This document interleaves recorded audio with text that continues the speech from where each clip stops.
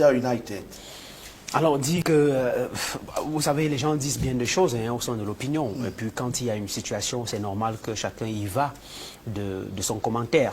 Mais ce qui se passe avec André Onana, après les différents recoupements que nous avons faits vis-à-vis de ce sujet, c'est que lorsque André Onana signe à Manchester United, il y a une condition qui est posée, c'est que Manchester sait que André Onana ne sera pas à la CAN.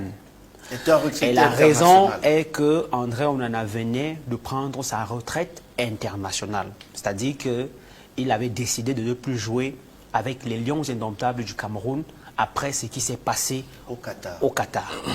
Alors, lorsque André s'engage donc avec Manchester, Manchester sait que il a son gardien pendant la période de la CAN. En plein temps. En plein temps, et qu'il n'y aura pas de balbutiement. Donc André ne sera pas en Côte d'Ivoire pour la CAN.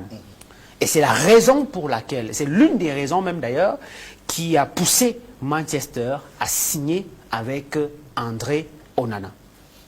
Alors, lorsque André est rappelé au sein de l'équipe nationale, cela crée évidemment un problème au sein de Manchester sur le contrat. Ce n'est plus la même chose. André se retrouve donc entre le marteau et l'enclume. Alors, dans ce sens donc, il y a des pourparlers qui vont être engagés entre la Fédé et Manchester. La Fédé va avoir son gardien. La Fédé va avoir son joueur. Manchester également va avoir son joueur. Et Manchester joue un match important de la Premier League la veille du match des Lions indomptables, c'est-à-dire le 14, Manchester joue contre Tottenham.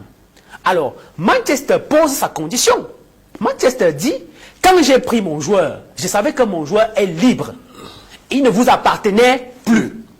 Alors maintenant que vous le rappelez, vous me demandez qu'il soit là. Moi, je l'ai préparé parce qu'il faut absolument qu'il soit là la veille du premier match des Lions indomptables. Et je vous propose donc de me le laisser disputer cette rencontre. Et après la rencontre, il vous rejoint. Voilà la condition de Manchester. Et qui arrange également les responsables du Cameroun, qui trouvent quand même en cela que Manchester s'est distingué, a montré sa bonne foi pour remettre André au sein de la tanière. Et c'est l'arrangement qui a été arrêté de commun accord et qui a arrangé les deux parties. C'est pour cela que André Onana va rejoindre donc la tanière le 14 janvier, s'il plaît à Dieu, dès qu'il aura fini de disputer son match contre Tottenham. Ça n'a rien à voir avec ce qui traite André Onana d'antipatriotique. Ça n'a rien à voir avec ceux qui pensent qu'il y a des problèmes, André Onana, au sein de la Fédération camerounaise de football ou bien au sein des Lions indomptables. Il n'y a aucun problème. Voilà le seul et unique problème qui fera en sorte que André rejoigne la tanière bien après. Il faut comprendre, Mathieu Ekong, tout cela fait partie de la carrière. Je crois, Eddy, ou non, c'est Norbert qui le rappelait hier, qu'on a un joueur qui était parti disputer une rencontre avec son club et qui est revenu rejoindre les Lions pour la suite d'une compétition. Ça se passe comme ça partout dans le monde. Le cas André est atypique et André n'est pas antipatriotique.